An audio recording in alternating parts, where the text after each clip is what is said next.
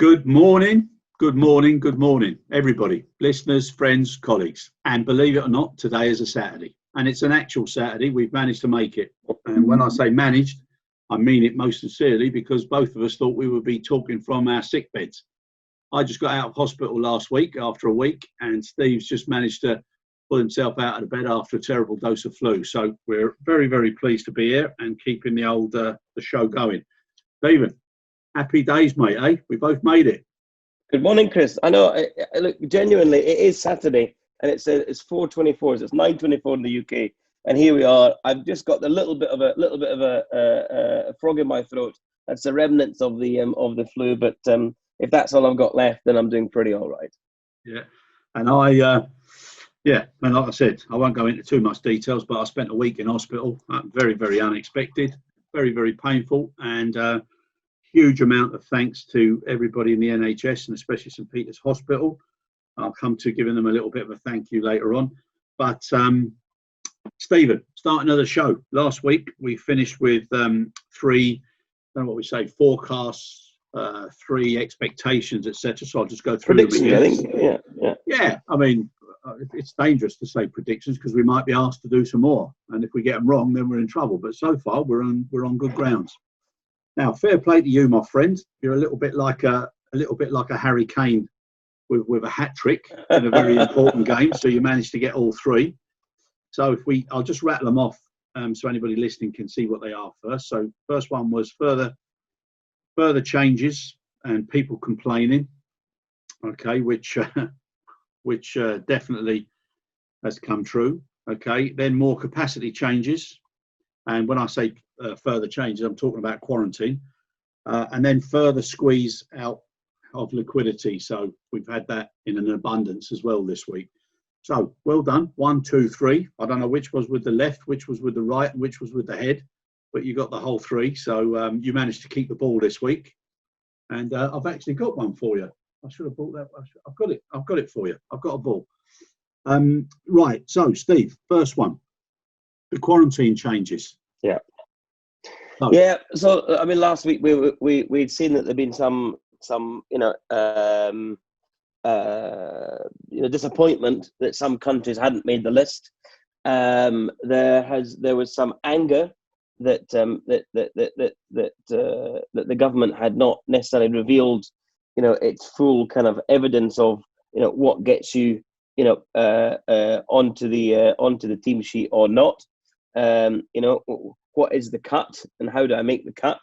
And I think there was some general bewilderment, from other countries and missions overseas who were saying, look, we can't sort of fathom this out. We've got much lower infection rates than others that are on your safe list. No more most than Portugal, and we predicted last week that there was a lot of debate in Portugal over the last few weeks, but certainly our feeling was that Portugal would come off the naughty list and onto the green list, and they have done that this week. Gone on to the list now that requires quarantine for the UK are places like Trinidad and Tobago, I think with Belgium, Croatia. Croatia had gone on there, so some upset from others. But look, the reality is, I mean, I saw this scramble that was sort of media driven again. This scramble to get home for people that were in France, as France went onto the quarantine list. Announced late last week. I think late on Friday night for implementation on Saturday morning, and then of course the uproar that was caused by a few, I'd like to say, privileged people that were on their holidays in France that many people in the UK have not been able to either afford to do or commit to do because of this vulnerability. So to hear them having a good old whinge was slightly disappointing. And then to complain that flights were overpriced, or British Airways and EasyJet, etc., were gouging. Actually, they weren't. What happens in the demand curve is with demand, prices go up. The earlier you book, the less you pay. I mean, it's quite simple. It doesn't take much to work that one out. So that was number one, and we got through that. But look, the message is clear. There will be further quarantine changes. To countries on the quarantine list. And if you book a holiday, it is at your risk. Do not expect your insurer to have to fund, fund your return, and do not expect, certainly, as in some cases, the taxpayer to fund your 2 weeks of quarantine at home when you cannot get back to work. That, folks, will not be happening. So it's at your risk, and you travel with that in mind. But as we go forward, more of this will be the case. Yeah, I agree with you, Steve. Not that that's uncommon, but I do agree with you. And looking at the news a little bit last night and the way the media plays it, you've got one side which is, look, there's a huge global situation. People should be watching the trends. So we come back again to data-driven decision making. And if those trends are starting to show an upward, then you shouldn't go to that particular area because there's a high risk that you're going to end up with a problem. So that's a decision that an individual makes. Then you've got the way the media then pumps onto the people that are gone somewhere and making it look as if it's a terrible thing that everybody's doing, and they show a picture of a British Airways aircraft taking off. That is so disproportionately sold to people, and that is what's wrong. So if anybody needs to start changing the way they actually influence people, it's the media, the press, the news. Absolutely. It's so wrong, and they've got to stop doing it. Now, coming back to this data-driven decision making, those are the trends that should be published. Everybody should be getting messages on their phones. They should be just getting, if you're thinking of, here's the trend, etc. That would be really useful. And then I agree with you. You make a decision, that's it. Because there's some beautiful places here in the country, and as you say, lots of people now with worries about redundancies, etc., they can't afford to make that choice. So now, back to basics. Those are the tough tasks that people have to deal with. Absolutely. Make the decision, then deal with it. So 100% with you there, Steve. And you're not wearing your red shirt today, and I'm still with you. My friend. Okay, but I totally agree with you there. So that was the left foot, shall we say. So now, more capacity changes. Yeah. Look, I mean, wouldn't have taken much to have established that, with some major changes to quarantine restrictions, and therefore, countries like, France, for example, going onto the quarantine list, or onto the naughty list, as I referred, tongue in cheek, but it's certainly no way demeans the seriousness of the situation. But when you're on that naughty list, of course, what that means directly is that, as well as people trying to get back quickly and forcing those prices up, what you then see is a glut then in demand, a glut in capacity rather, that is now no longer being filled with demand, because people now are no longer booking, or trips that they have booked are now being cancelled. And so I think it took as long as until Wednesday, for us to see the likes of EasyJet and Ryanair pulling that capacity back off. Ryanair having, re-established just shy of 60% of the pre-COVID capacity, the summer 19 versus summer 20, August 19, August 20, have now pulled 20% of capacity back out of the market, Chris. Yeah, and that's a real blow. It's not just a real blow to Ryanair; it's a real blow to businesses that started to see some hope, that started to see some, evidence of, people are starting to return. So for the ground handlers, for the airport retailers, for the car park operators, that was great. But more importantly, for the tourism, dependent businesses, hotels, bed and breakfasts, the gîte owners, etc. All of that now is just they've had the carpet pulled from beneath their feet. What that does again is actually more critically, and I think more poignantly, is shake the confidence more, because we thought, well, we booked that holiday, now we're having to cancel it over the return early. Bugger that, we ain't getting caught out like this again. So let's just stay put. Let's just stay where we are. And for domestic businesses, whether you're in the Americas or in the Middle East or Asia, I'm here, different surroundings. People might notice that are seeing us today. I'm down in the south coast of Malaysia, and so we've seen much more of Malaysia than we ordinarily ever would have done. But I drove. We drove. It's a 4-hour drive, so a lot of these things become possible. But of course, the confidence, I think, there's a short-term impact, economic impact to business, when capacity is brought back out of the market. But there's a much longer-term impact on how do we then restore that capacity? How do we get confidence levels back up? That said, on the other side of the coin, you're seeing countries, being added to the green list that were not there before. So, for example, I saw this morning, Portugal, Skyscanner, I think was saying, or some of the OTAs were saying, Portugal interest has gone through the roof, and so I'm sure there'll be many bar owners and restaurant owners with their wonderful sardines and their bottles of Boca down there on the Algarve that are ready to serve that to the willing Brits. And the Brits, the Portuguese wanted the Brits back. I'm not quite sure why. Some people don't like us all that much. Maybe it's something to do with our barmy army, who all cause all too untold trouble. But the Brits were wanted back in Portugal, and so they big link. have picked up some business where that might previously have gone to France or Spain before they were back on the naughty list.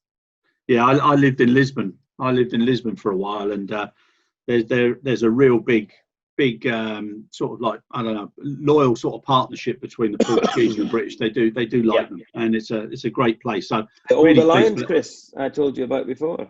What's it? Yes. The Old Alliance, the oldest treaty remaining. Yeah, Windsor Treaty, wasn't it? Windsor Treaty, correct, Christopher. Yeah, the Windsor Treaty. Yeah, I've used it a few times.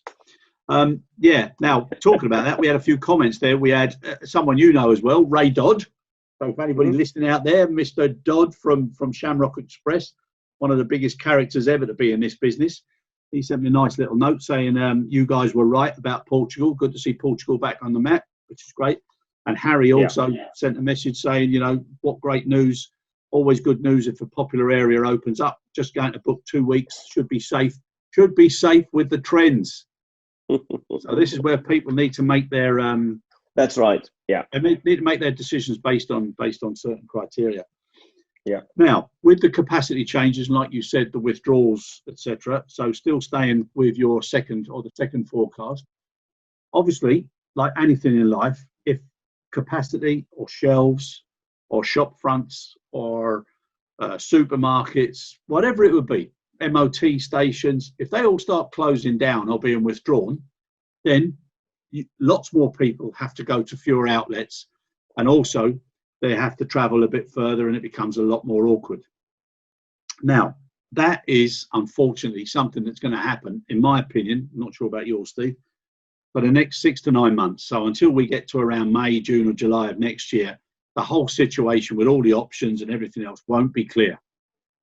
So we got two things. One is the confidence factor, which I totally agree with you. And then the other one is the realities. And people need to start focusing, I keep saying it, and I'm getting fed up of listening to myself saying it, about plan positives. So now, something that Menzies have done, which I think is a good initiative. So they have led now the request or the demand with regards to more cash in order to save more jobs in the aviation sector. And I know we're not saying the aviation sector is the only one in the world. It's just that we do focus on aviation, but our sympathies and go out to everybody across all sectors. So there'll be similar. Sure. Yeah. Look, but as far as the aviation sector is concerned, so you got Menzies now leading with Swissport, WFS, and Dnata with regard to making pleas for more money. Now, some of the issues that they're talking about, where the scheme would have an end date linked to the return of pre-COVID-19 flight volumes, at a rough estimate of 85% of 2019 volumes, at which point the obligation would switch back to the employer to pay 100% of its staff costs. Now, somewhere between this and what's happening does make sense. What do you think about that? Because again, when people have been turned off from their from their capability to sustain their own lives and their families' lives, that has a knock-on effect then on other industries, etc., and vice versa. So it's a to and fro thing. But what do you think the merits are there, and then for the government to be racking up so much debt?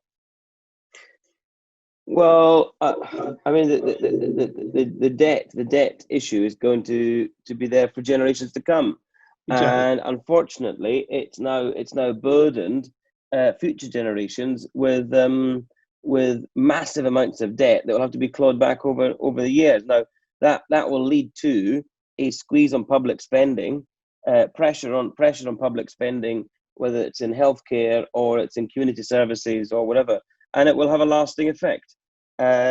It also means that we need to reduce the welfare bill. So how does one reduce the welfare bill at the same time as we are duty bound, obligated morally and legally to help those that are out of work, Chris?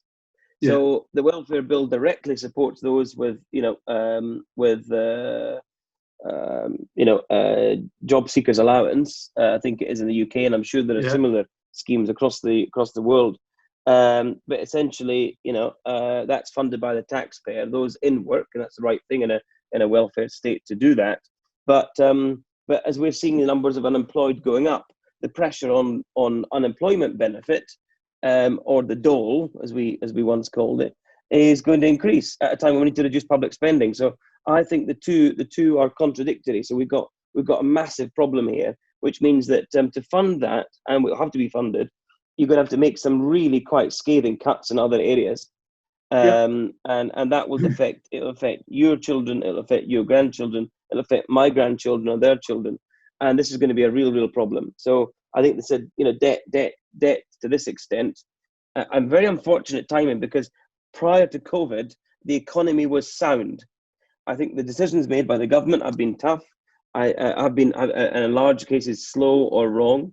I think the media spouting out their own version of events, and suddenly every journalist that works for the Sun or the Guardian or the Independent has become a scientist, an epidemiologist, and spreading the fear across everybody has just been catastrophic. And what that's done to an economy that was once fundamentally sound and was not broken before is devastating.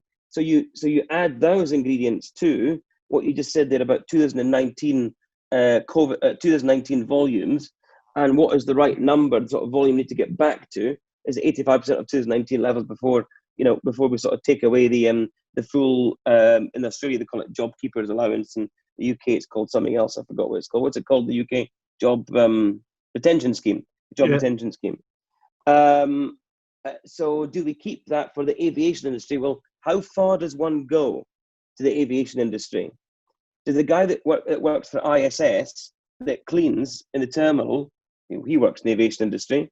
Does the guy that drives the delivery van airside to deliver the mail or the courier to the tenants, and is he in the aviation industry, or is it for airlines and ground handlers? Where does one draw the line? The problem also, Chris, I would say, is 2019.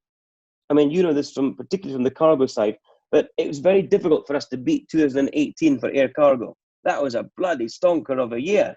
Yeah. Now, 2019 was generally a very good year for airlines globally. We saw capacity rise in some markets where I am in Asia. Compound annual growth, between 6 to 9%. That's pretty fantastic.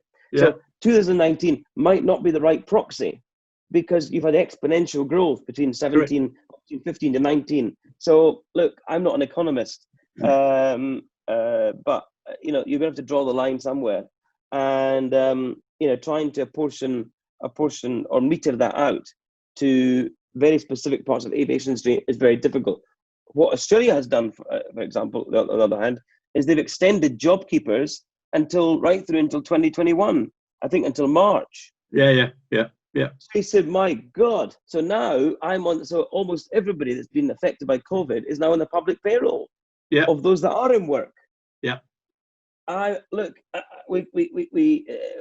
what we've got to just do is either get a bloody vaccine or stop all this negative bullshit that we see in the press and the media every single day, because we've got to consider the relative impact of this disease in terms of health and death, compared to the lasting economic damage that this will cause to generate multi-generations to come. Yeah, totally agree. And it's a balance now for the younger generation at the moment to actually put a foot in on the path of their career, and then realising that they're going to have to pay something back, and then their kids, etc. So I feel terrible. Well, look, you don't get anything for free in life, Yeah. No, that's true enough. What I'm getting at though is, excuse me, is surely we're all, Oh, blimey. we're all doing Hey, well. this is a healthy show, isn't it? Eh? But what I'm trying to get at, Steve, is right. Firstly, I'm a big supporter of the handling agents, and especially because if and when we go through some more troubled times, they're the ones who are going to have to, be loading, unloading, sorting everything just to keep everything going. So I've got a lot of sympathy there. But so too does the transport drivers, everybody else. So there's a lot of people involved in that supply chain. What I'm getting at that, whether or not it's 85%, whether or not it's 2019 or 2017, that's something that obviously has to be discussed. But what I do feel is just to be giving people money and then they don't have to go to work is not right. So what I would be doing, and I'm by no means the brightest bulb in the chandelier, but if I was doing it, I would be getting all of those people to be doing support work and care work for everywhere else that's having a shortfall or isn't as going as fast as it, just to keep people part of a care culture so that they start to realise they are doing something to help. And if they're being paid for one role and they're not having to do it, then what's wrong with utilising their time, even if it's at a reduced level of 30 hours a week, so they get the chance to spend more time with their families, looking after the kids, doing things for their grandparents, doing the pickups, etc. But get people involved in something collectively rather than sitting at home listening to these. And you use the BS term. I would normally use something a lot stronger, but I can't do. But it's wrong. It's wrong. We've got to make people feel part of something bigger and better so that we stop talking about you're getting now, so future generations have to pay. How nice would it be of the children of today's children to say, do you know something? Even though that had to be done, my mum and dad actually did this and this and this to help out in other areas of society so that it made a better feeling for everybody. But most importantly of all, media, start being upbeat about things. Stop criticising everybody, killing each other, trying to point out what's wrong. Obviously, journalism at its best points out things that are done wrong and identifies things that should be improved. Yes, but stop doing it for the sake of doing it just to be negative. It's killing people. Look, I don't disagree at all. I mean, I think that's the biggest handicap here is the media's spin on even some positive news. They will find a way to nitpick it, or it's like the of the 100 things that you do at work in a week, and you do 99 of them really well, and there's one thing that you might have screwed up on or you might have made a mistake, and that's the only thing that your boss singles out. When I remember sort of always trying to sort of get the balance right, and this is about balance, about the relative impact of that one versus the 99. And it's the same thing here. The one spelling mistake on a 20-page essay, that's the one that gets the circle. That's just bloody nitpicking, and it is this sort of parochial. Everybody's a policeman now as well, Chris. Everybody is a policeman. So if you're not wearing a mask, or you're not doing this, you're not conforming, you're not standing back, or you're not, just get on with your business and just don't mind anybody else. Instead, what you're going to do is find fault in others, and finding fault in people is what has brought society down to this very negative kind of way that we've got now. And what we need to do is, whether it's in our business, Chris, in our industry and the industry that we love, airlines and aviation, or it's in general sort of being, is you got to find these positives. So these planned positives that you speak to, I just wish that we would find some more. The trouble is, the airlines have found some planned positives. They've got them. And then some other bugger, like government, they come along and they've got their own idea about things. And normally when government get involved in anything, normally turns out to be a disaster. I try to keep everything in the private sector as much as you possibly can, because normally it goes the public sector, it always falls apart. No more so than COVID response in some countries in particular.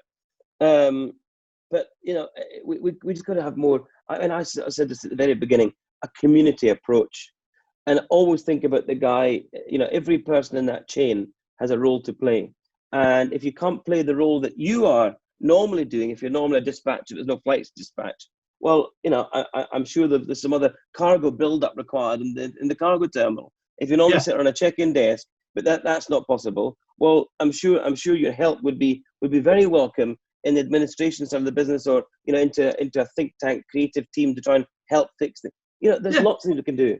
And I saw this I saw this today at breakfast in the hotel in this, we were in Desaru in Malaysia, and the banqueting manager, a lady that bizarrely my wife went to school with 20 something years ago, she was in the kitchen, and Ramani, my wife, said, "What are you doing in the kitchen?" She said, "Well, we're short staffed, so we've always got to help out. Because they can't get the foreign workers in, you see, because of the restrictions. So we're all working it." And I saw in the hotel, the guy in the beach boy was in the bar that night. He was making my espresso martini last night, and then he was in the breakfast this morning. Hotels do this really well, and they've always done it really well, to be fair to hotels. If you work in a hotel, generally you'll work in the business. So we don't really do that in airlines. People tend to stay in their own functional areas. Maybe this is a chance for you to stand up and shine, and for some of our listeners to say, actually, maybe there is something else that I could, try my hand at in this event. And that's exactly it, Steve. These plan positive. So I'm going to get myself a T-shirt and a baseball cap. But what they could do with that is, you look at every single business. They could be reviewing their administration. They could be looking at the accuracy of their procedures. Absolutely. They could be cleaning up. They could be doing so much if the government allowed that flexibility to fund it for people that were displaced. And then that also keeps people more involved. Now, I remember my father-in-law, God bless him, Len Taylor, he always used to talk about national service and what a great thing it was and how it taught people to do things.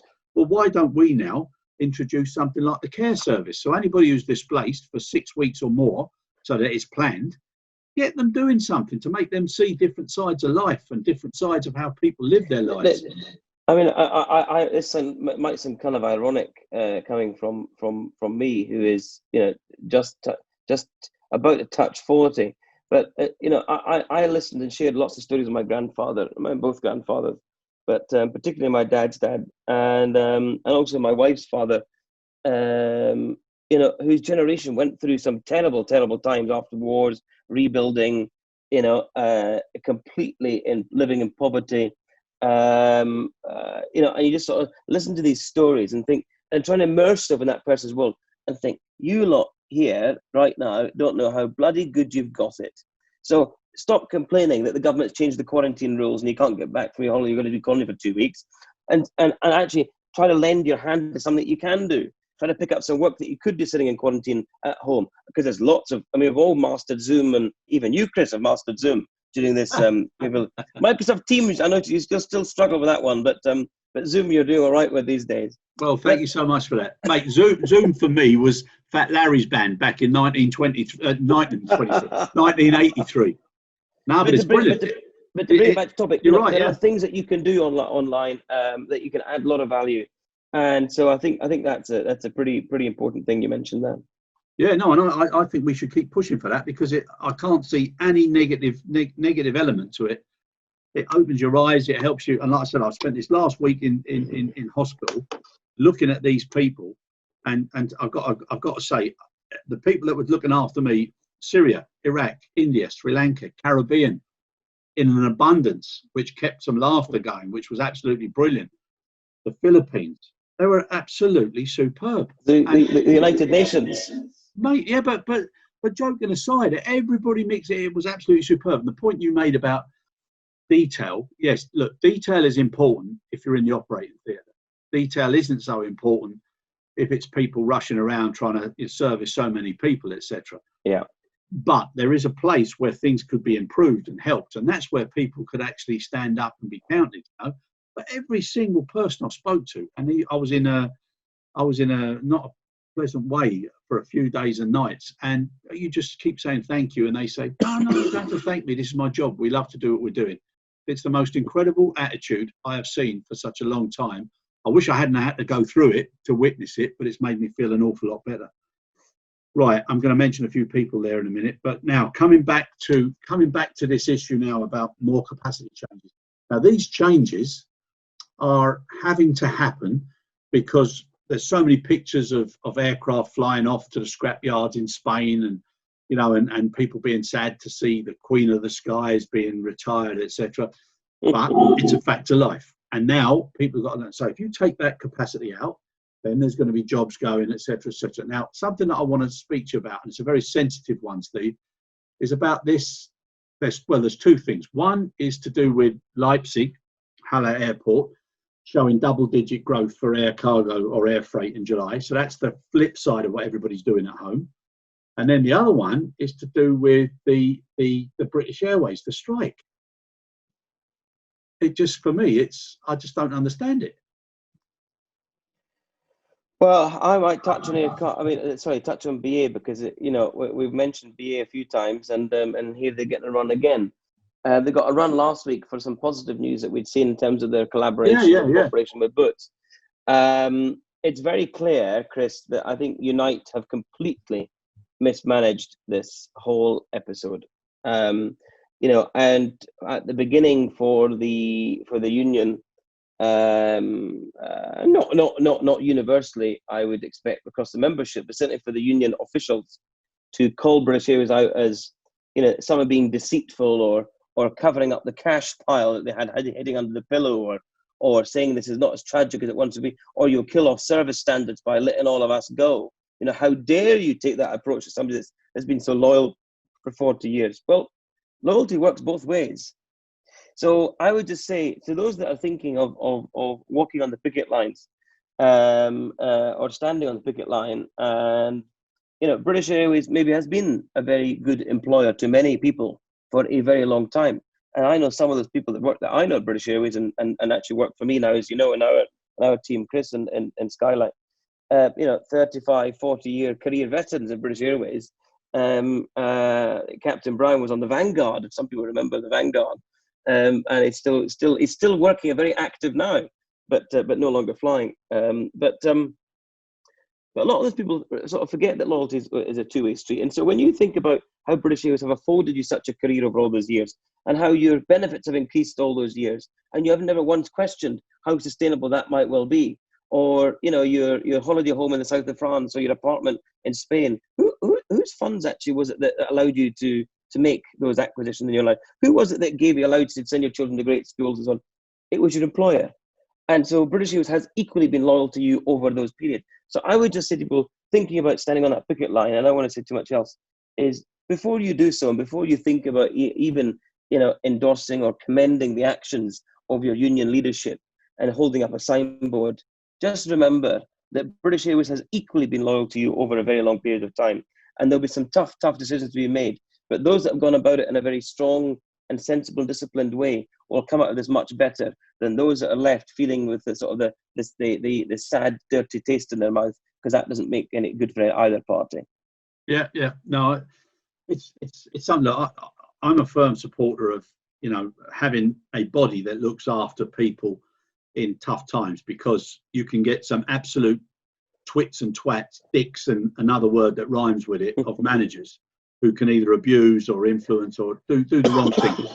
So I agree with that, but there has to be a modicum of common sense between both parties, even if either party is so focused on their own end game. But it's for the good. Hold on, it's for the good of the future of the company. And if the cargo, the loading and the baggage workforce decided to put a strike in, everything that I was talking about earlier, Steve, about keeping the wheels of normal society rolling, they're just going to derail, and that does not make sense for any future, for any generation. It's the wrong thing to do. It's totally the wrong thing to be talking about. And any of the media that is giving this more mileage than it deserves is totally wrong. Yeah. Look, absolutely. One of the things that we said several episodes in, Chris, was that yes, I completely subscribe to the fact that management can take the piss out of employees if there is no other body to create equilibrium. Yeah. And that's what the existence of trade unions do. So I'm generally on this side of the table in those discussions, those negotiations. But it's the right thing for them to exist. So that's clear. I totally agree with your comment that that this is much more damaging and devastating to British Airways longer term if the strikes were to go ahead. Look, this would not make a prediction of mine that they'll go out and strike. I don't think they're naive, that the union leadership is naive enough to think this is the right thing to do. I tell you why.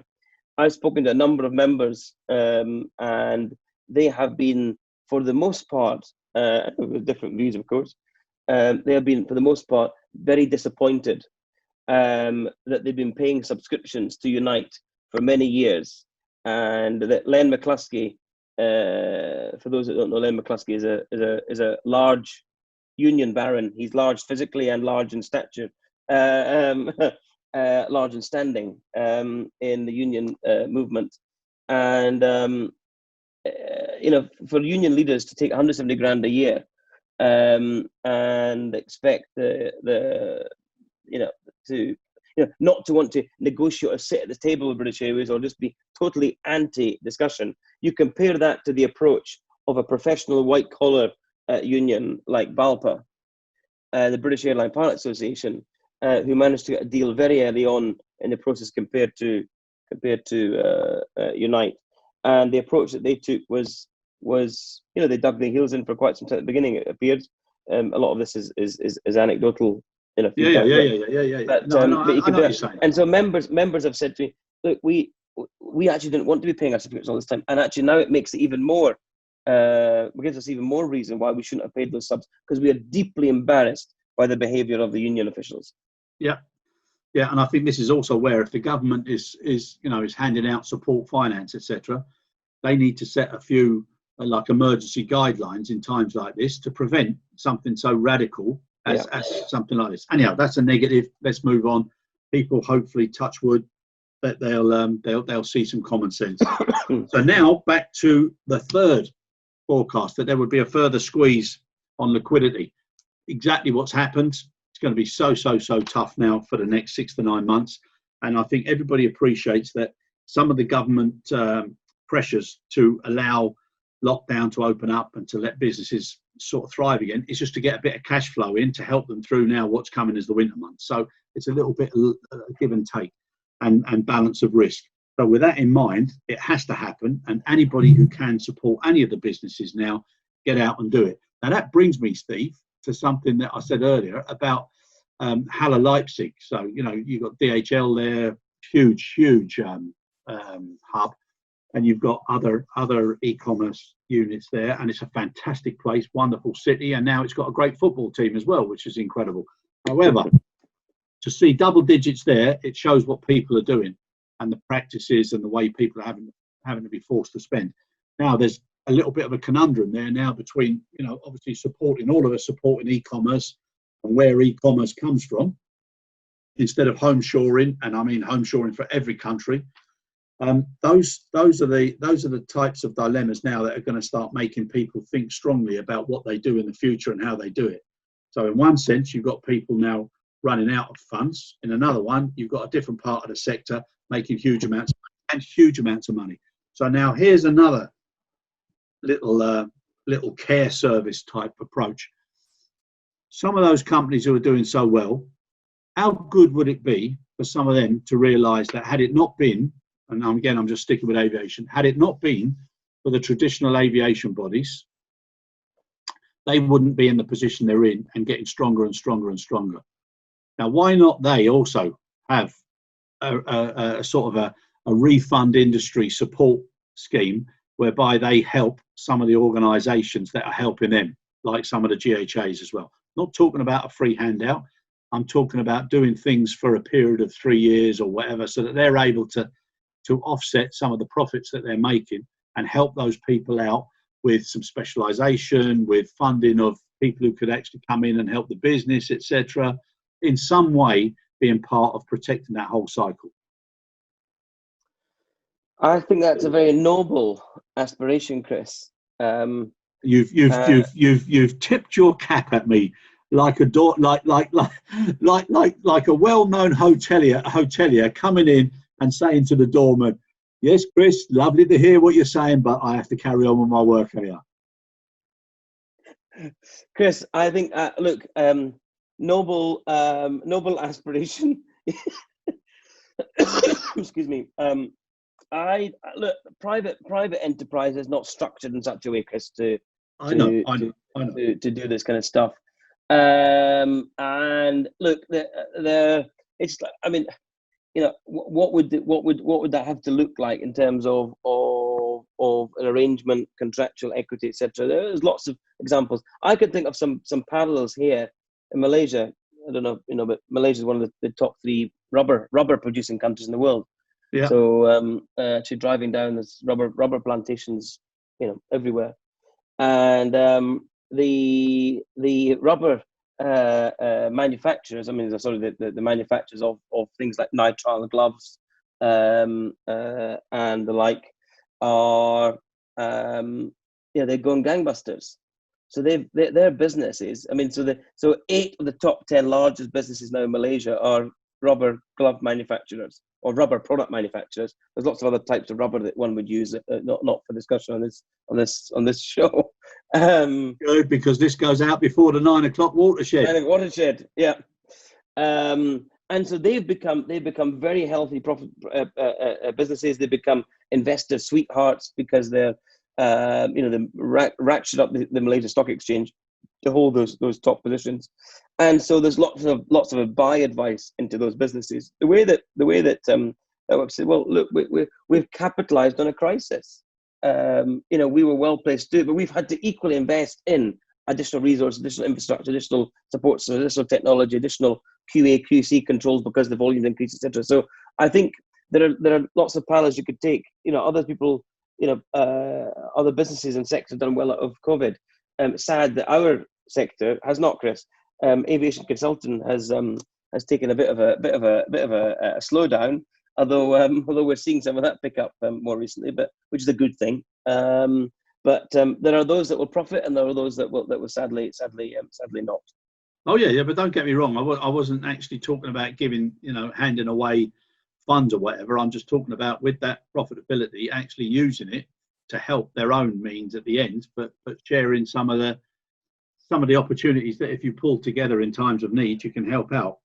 I think it might maybe need a person akin to somebody like a Warren Buffett or a Bill Gates type, Chris. And I don't say that. I don't say that arrogantly. I'm saying that in genuine sincerity, because those are the types of people that have knitted together, vastly different businesses to make sure that ecosystem works, and the social responsibility they take on as some of the world's wealthiest, contributes across all places. I mean,